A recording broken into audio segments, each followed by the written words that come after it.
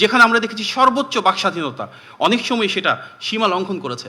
আমরা দেখেছি কিভাবে উস্কানি দেওয়া হয়েছে, অশোভন আচরণ করা হয়েছে, কিন্তু তারপরও সরকারের সর্বোচ্চ ধৈর্য এবং সহনশীলতার মাধ্যমে ঠিক যেভাবে শহীদ প্রেসিডেন্ট জিয়া রহমান বহুদলীয় গণতন্ত্র এস্টাবলিশ করেছিলেন, সেটিকেই ধারণ করে এগিয়ে চলেছে জনগণের সরকার। আমরা দেখেছি অত্যন্ত প্রাণবন্ত এবং স্বতঃস্ফূর্ত সংসদ, যেখানে মাননীয় সংসদ সদস্যরা একে অপরের আলোচনা করেছেন, সমালোচনা করেছেন, যৌক্তিকভাবে বিভিন্ন বিষয় উপস্থাপন করেছেন। আসসালামু আলাইকুম। উপস্থিত প্রিয় সাংবাদিক ভাই ও বোনেরা, অনেকদিন পর আমরা এখানে আপনাদের সবার সাথে মিলিত হয়েছি। আলহামদুলিল্লাহ আপনারা এসেছেন, অনেক ধন্যবাদ রইল।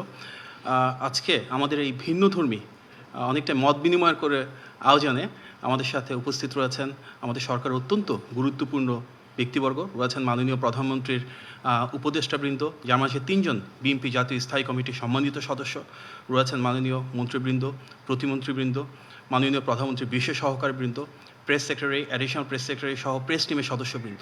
সুতরাং চমৎকার এই ভিন্ন আয়োজনের জন্য আমি মাননীয় প্রধানমন্ত্রীর প্রেস টিম এবং ইনফরমেশন মিনিস্ট্রিকে আন্তরিকভাবে ধন্যবাদ জানাই। আমরা সবাই জানি 12ই ফেব্রুয়ারি ত্রয়োদশ জাতীয় সংসদ নির্বাচন অনুষ্ঠিত হয়েছিল। দীর্ঘদিন পর এমন একটি নির্বাচন যেখানে অবাধ, সুষ্ঠু এবং নিরপেক্ষ সেই নির্বাচনে জনগণের ক্ষমতায়ন সুনিশ্চিত হয়েছিল। রাষ্ট্র ব্যবস্থায় এমন একটি সরকার আসে যেটি সত্যি জনগণের প্রতিনিধিত্ব করে।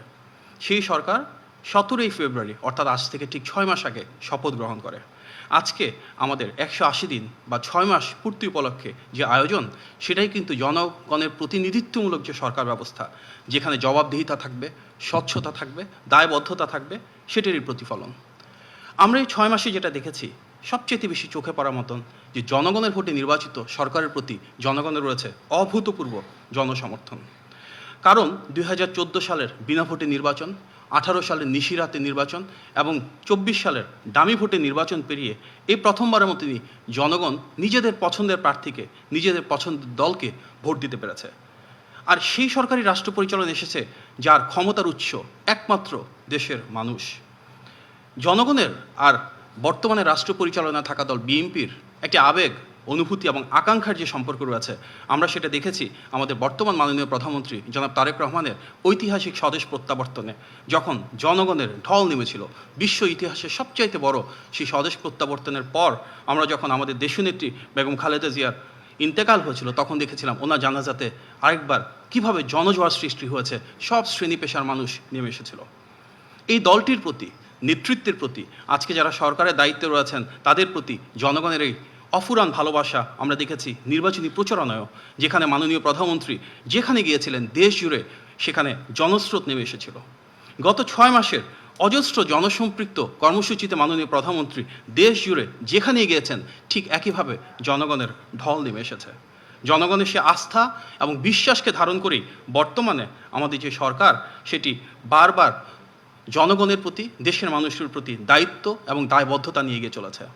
সরকারের এই 6 মাসে সবচাইতে যেটা ডিফারেন্ট একটা বিষয় চোখে পড়ার মতন, সেটা হচ্ছে নির্বাচনী ইশতেহারকে ধারণ করে সেখানকার প্রতিটি প্রতিশ্রুতি বাস্তবায়নের জন্য অবিরত কাজ করে চলেছে।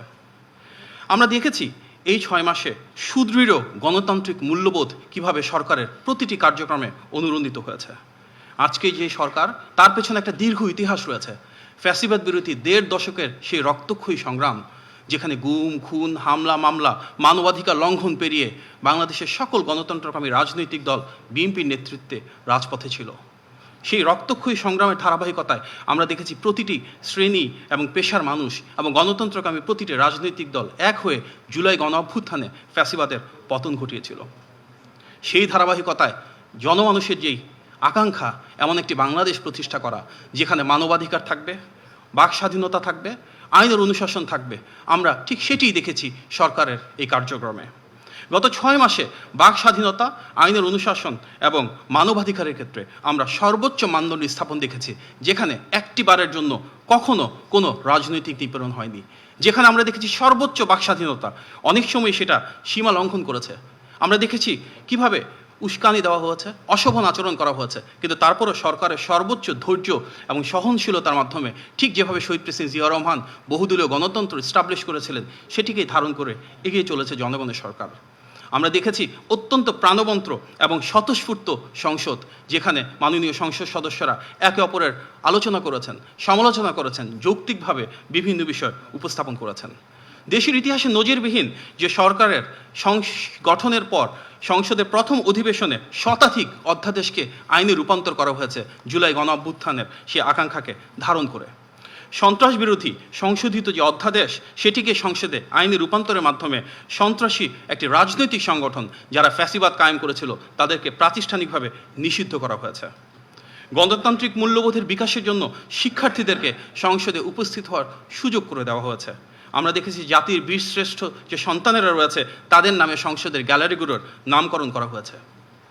বিএনপির এই সরকারের ঐতিহ্য সেই সুমহান দর্শন বাংলাদেশি জাতীয়তাবাদ, এবং সেটিকে ধারণ করেই ভিন্ন মত, পথ, ধর্ম, বর্ণ, পাহাড়, সমতলের সক্ষম অক্ষম প্রতিটি মানুষকে এক কাতারে নিয়ে এসে আমাদের এই সরকার নিশ্চিত করেছে সকলের স্বাধীনতা, সকলের অধিকার এবং সকলের জন্য অন্তর্ভুক্তিমূলক উন্নয়ন, যার পাথেয় আমাদের সাম্য, মানবিক মর্যাদা এবং সামাজিক সুবিচার দেশের প্রতিটি নাগরিকের জন্য সুনিশ্চিত করা।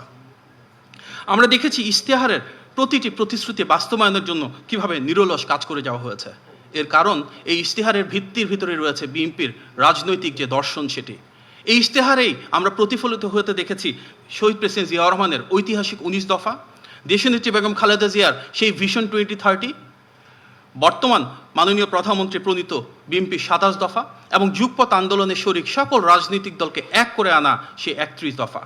সুতরাং এই 4টি বিষয় ঐতিহাসিক 19 দফা, ভিশন 2030, 27 দফা এবং 31 দফা এবং নির্বাচন পূর্ববর্তী সময়ে সারা বাংলাদেশ জুড়ে সকল শ্রেণী পেশার মানুষের সাথে আলাপ আলোচনার মাধ্যমে প্রণীত ইশতেহারের আলোকে আজ দেশ পরিচালিত হচ্ছে।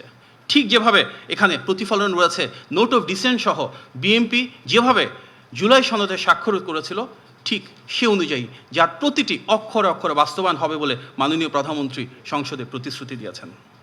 আমরা দেখেছি ভোট প্রদানের পর হাতের কালি শুকানোর আগেই নির্বাচন ইশতেহারের কর্মসূচি বাস্তবায়ন শুরু হয়েছিল। মন্ত্রিসভার প্রথম যে বৈঠক, সেখানে অত্যন্ত স্বল্প সময়ের ভেতর সবার আগে যে নীতিটি কার্যকর করা হয়েছিল সেটি হচ্ছে কৃষক ভাইদের জন্য 10,000 টাকা পর্যন্ত সুদসহ ঋণ মওকুফ করা। প্রথম মন্ত্রিসভার বৈঠকে সেই অনুমোদিত সিদ্ধান্তের প্রেক্ষিতে প্রায় 13 লক্ষ কৃষক পরিবার সরাসরি সেই সুবিধা পেয়েছিলেন। আমরা দেখেছি কৃষকদের ক্ষমতায়নের জন্য কৃষক কার্ড, নারীর ক্ষমতায়নের জন্য ফ্যামিলি কার্ড, প্রবাসীদের ক্ষমতায়নের জন্য প্রবাসী কার্ড, দেশ জুড়ে প্রতিটি জেলা পর্যায়ে এমপ্লয়মেন্ট এক্সচেঞ্জ চালুর উদ্যোগ। আমরা দেখেছি ইমাম, মুয়াজ্জিন, পুরোহিত, যাজক এবং বৌদ্ধ অধ্যক্ষদের জন্য সম্মানী প্রদান, এবং দেশ জুড়ে শহীদ প্রেসিডেন্ট জিয়াউর রহমানের সেই ঐতিহাসিক খাল খনন কর্মসূচি, বৃক্ষরোপণ কর্মসূচি তার প্রতিটা সরকার গঠনের পর দ্রুততম সময়ে বাস্তবায়ন শুরু হয়েছে। প্রাথমিকভাবে কোনোটা প্রি ট্রায়াল, কোনোটা ট্রায়াল, কোনোটা ফেজ 1, বাট প্রত্যেকটা ফ্ল্যাগশিপ বা সিগনেচার প্রোগ্রাম বাস্তবায়ন হয়েছে এবং এর মাধ্যমে গণমানুষের ভাগ্যের পরিবর্তন হওয়া শুরু করেছে। সরকার দায়িত্ব নেওয়ার পর আমরা দেখেছি একটা অভ্যন্তরীণ এবং বৈশ্বিক চ্যালেঞ্জিং সিচুয়েশন তৈরি হয়েছিল, কারণ 16 বছরের ফ্যাসিবাদ এমন একটা রাষ্ট্র কাঠামো রেখে গিয়েছিল যেটা সম্পূর্ণ ভেঙে গিয়েছে।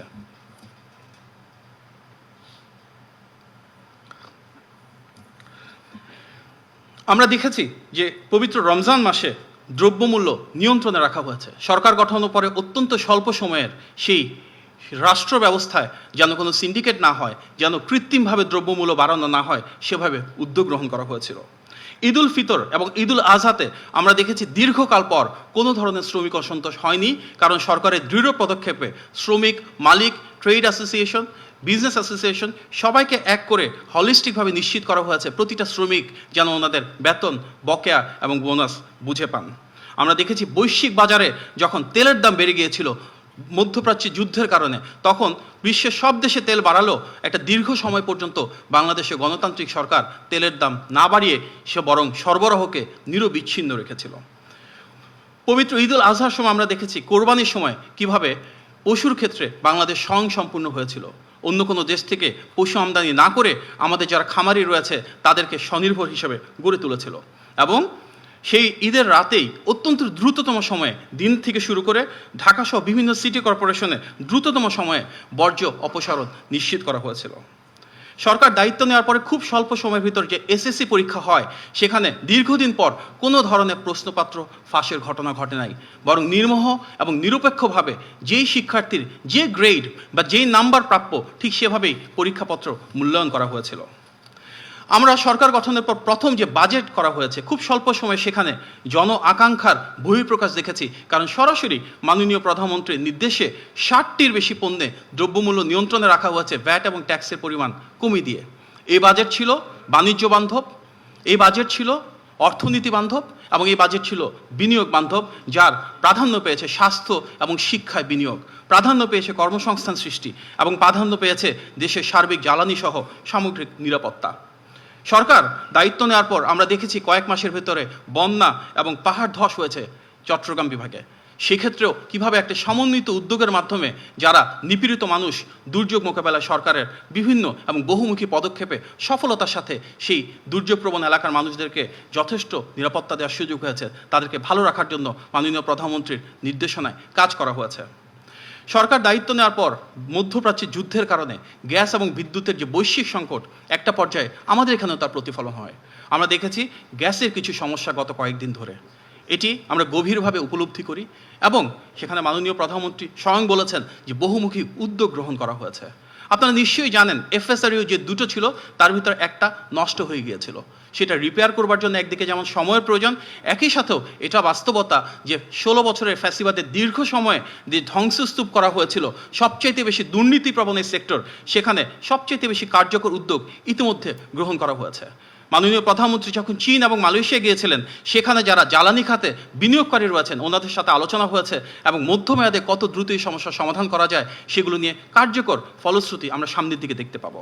একই সাথে আমরা দেখেছি যুক্তরাষ্ট্র থেকে 25টি টপ কোম্পানির যখন রিপ্রেজেন্টেটিভ বাংলাদেশে এসেছিলেন, সেখানকার তাদের শীর্ষ জ্বালানি কোম্পানির যারা কর্মকর্তা রয়েছেন ওনারাও বলেছেন বাংলাদেশের গ্যাস এবং বিদ্যুৎ সমস্যার সমাধানে যেটা ফ্যাসিবাদ রেখে গিয়েছিল তারা যত দ্রুত সম্ভব কার্যকর উদ্যোগ গ্রহণ করবে। আমাদের মাননীয় প্রধানমন্ত্রী জনাব তারেক রহমান ইতিমধ্যে সরাসরি মালয়েশিয়ার মাননীয় প্রধানমন্ত্রী জনাব আনোয়ার ইব্রাহিমের সাথে কথা বলেছেন এবং ওনাদের পেট্রোনাসের মাধ্যমে গ্যাসের সমস্যা সমাধানের জন্য ইতিমধ্যে যথেষ্ট প্রোগ্রেস হয়েছে। ফ্যাসিবাদের দীর্ঘ সময়ে আমরা দেখেছি যে কূপ খননের ক্ষেত্রে তারা কোনো উদ্যোগ নেয় নাই, বরং আমদানি নির্ভরতা রেখেছিল। আমাদের নির্বাচনী ইশতেহারে যেমন রয়েছে ঠিক সেভাবে আমরা গ্যাসের অল্টারনেটিভ সোর্স কীভাবে ডোমেস্টিকলি তৈরি করতে পারি, আমাদের নিজেদের জ্বালানি সক্ষমতা বাড়াতে পারি, সেই কার্যক্রম সামনেই শুরু হবে। হয়তো 16 বছরের সকল সমস্যা শতভাগ সমাধান করা সম্ভব নয়, তবে সরকারের সকল পর্যায়ে সর্বোচ্চ আবেগ এবং অনুভূতি নিয়ে সেই দায়িত্বশীলতা নিয়ে আমরা কাজ করে যাচ্ছি যেন যত দ্রুত সম্ভব জনগণের জন্য এই সমস্যাটার সমাধান করা সম্ভব হয়। আমরা দেখেছি এই 6 মাসে অন্তর্ভুক্তিমূলক উন্নয়ন, যেখানে সমাজের প্রতিটি শ্রেণী এবং পেশার মানুষের ভাগ্যের পরিবর্তন হয়েছে। ছোট্ট একটা উদাহরণ যেখানে আমরা দেখতে পারি ইশতেহারের বাইরে গিয়েও কীভাবে সরকার কাজ করেছে। আপনারা নিশ্চয়ই জানেন যে অবসরপ্রাপ্ত এমপিও শিক্ষকদের ওনাদের যে অবসর ভাতা এবং কল্যাণ ট্রাস্টের টাকা প্রায় 7,000 কোটি টাকা ফ্যাসিবাদের সরকারেরা লোপাট করে দিয়েছিল।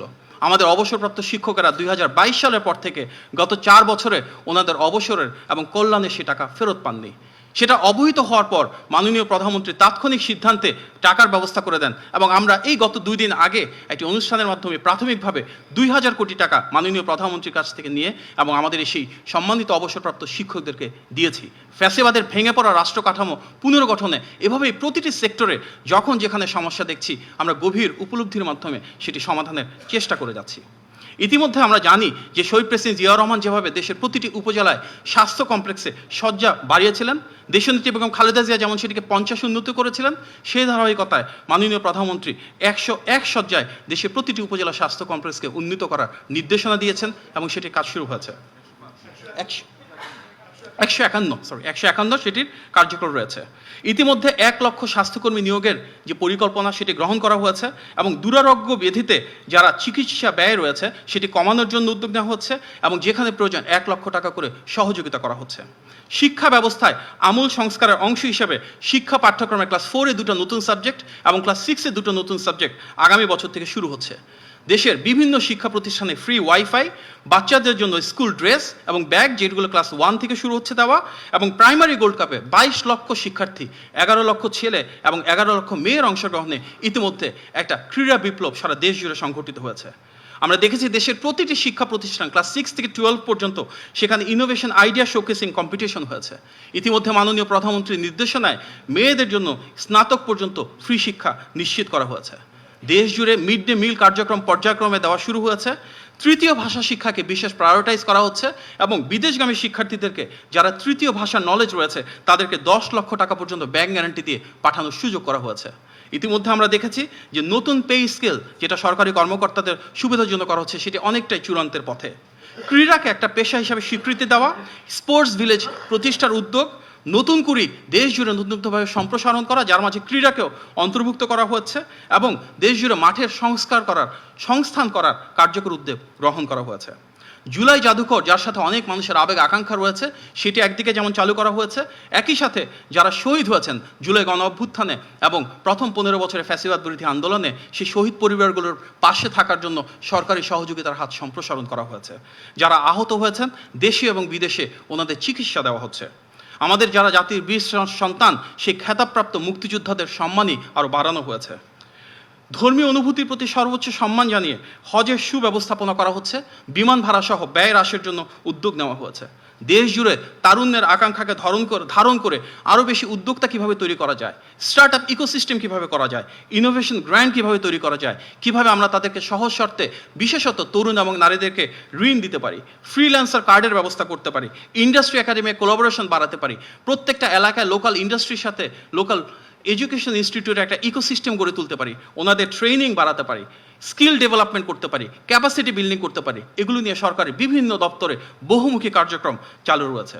ইতিমধ্যে বন্ধ কলকারখানা চালুর জন্য আলাদা ফান্ড প্রোভাইড করা হয়েছে এবং শ্রম বান্ধব আইনের মাধ্যমে শ্রমিকদের পাশে থাকা হচ্ছে। চিনিকল, পাটকল সহ যারা ঐতিহ্যবাহিত যেসব প্রতিষ্ঠান রয়েছে বন্ধ হয়েছে সেগুলো ধারাবাহিকভাবে খোলার উদ্যোগ গ্রহণ করা হয়েছে। বিদেশে জনশক্তি রপ্তানি হয়েছিল বিএনপি সরকারের সময়, সেই ধারাকে ধারণ করে বর্তমানে কিভাবে শ্রম বাজার আরও উন্মুক্ত করা যায়, বিদেশে জনশক্তি রপ্তানিকে আরও ডাইভার্সিফাই করা যায়, কিভাবে বিদেশের ডিমান্ড এবং বাংলাদেশি স্কিলসের সাপ্লাইকে আমরা মার্চ করতে পারি, এগুলি নিয়ে নানামুখী কার্যক্রম চালু রয়েছে। সরকার ভেঙে পড়া যে অর্থনৈতিক কাঠামো পেয়েছে সেখানে প্রয়োজনীয় সংস্কারের কাজ ইতিমধ্যে ধরা হয়েছে, যার কারণে আমরা দেখেছি একটি জনবান্ধব বাজেট যেখানে ব্যবসা বাণিজ্যের সুযোগ বৃদ্ধি করা হয়েছে, যেখানে প্রয়োজন কর হ্রাস করা হয়েছে, আমানতকারীদের সুরক্ষা দেওয়া হয়েছে এবং বন্ডেড ওয়ারহাউস সুবিধা 100% এক্সপোর্ট ওরিয়েন্টেড প্রতিটি ইন্ডাস্ট্রির ক্ষেত্রে বাড়ানো হয়েছে, লাইসেন্সিং রিনিউয়ালকে সহজতর করা হয়েছে। এমন একটি রাষ্ট্র ব্যবস্থা যেখানে উৎপাদনমুখী উদ্যোগ বহুমুখী হয়েছে। মাননীয় প্রধানমন্ত্রীর নেতৃত্বে যেসব ইন্ডাস্ট্রির ক্ষেত্রে লোকাল সক্ষমতা রয়েছে সেখানে র ম্যাটেরিয়ালের ইম্পোর্টের প্রাইস কমানো হয়েছে এবং ফাইনাল প্রোডাক্টের ইম্পোর্ট প্রাইস বাড়ানো হয়েছে, যার মূল উদ্দেশ্য আমাদের অভ্যন্তরে যেসব জায়গাতে প্রোডাকশন করতে পারবো, ম্যানুফ্যাকচার করতে পারবো, সেই প্রোডাক্টগুলোর জন্য সক্ষমতা আরও বাড়ে।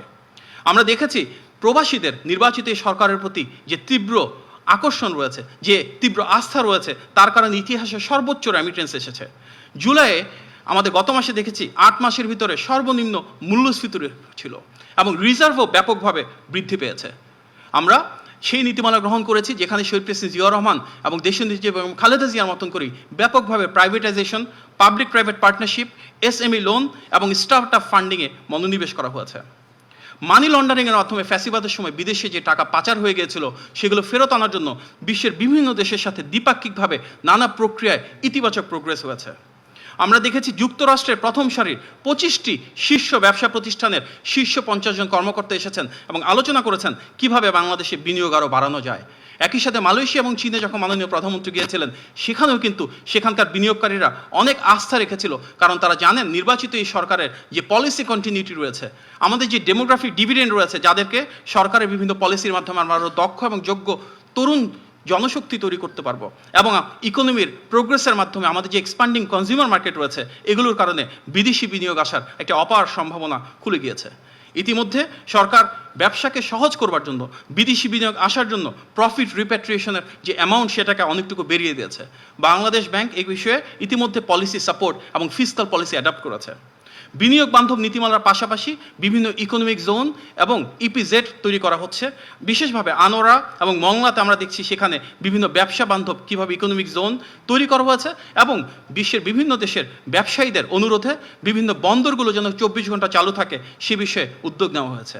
এনবিআরে প্রয়োজনীয় রিফর্ম করা হচ্ছে। ভ্যাট এবং ট্যাক্সের স্প্রেডটা কীভাবে বাড়বে এগুলো নিয়ে কার্যকর নীতিমালা আমরা আমাদের প্রথম বাজেটে দেখেছি। নির্বাচিত সরকার দায়িত্ব নেওয়ার পরে ভেঙে পড়া অর্থনৈতিক কাঠামোর মতন ঠিক একইভাবে আইন শৃঙ্খলা পরিস্থিতিতেও একটা নাজুক অবস্থা পেয়েছিল, কিন্তু সেখান থেকে আমরা দেখেছি প্রথমবারের মতো উত্তরণের মাধ্যমে এমন একটি রাষ্ট্র ব্যবস্থা যেখানে ফ্যাসিবাদের 16 বছরের ধারাবাহিকতা সম্পূর্ণ ভেঙে দিয়ে রাজনৈতিক হয়রানিমুক্ত সেবাধর্মী পুলিশ এবং প্রশাসন তৈরি করা হয়েছে। আজকে এমন একটি অবস্থা আমরা পেয়েছি যেখানে পুলিশ প্রশাসন এবং আইন শৃঙ্খলা বাহিনীর কাছে মানুষ আস্থা খুঁজে পাচ্ছেন, যখন কোনো সমস্যা নিয়ে যাচ্ছেন সেখানে সমাধান পাচ্ছেন। তারপরও বিভিন্ন অপশক্তির যে ষড়যন্ত্র এবং অস্থিতিশীলতা তৈরির উদ্যোগ আমরা দেখছি, তার বিরুদ্ধে আইন শৃঙ্খলা বাহিনী এবং গোয়েন্দা সংস্থার কার্যকরিতা এবং সজাগ রয়েছে।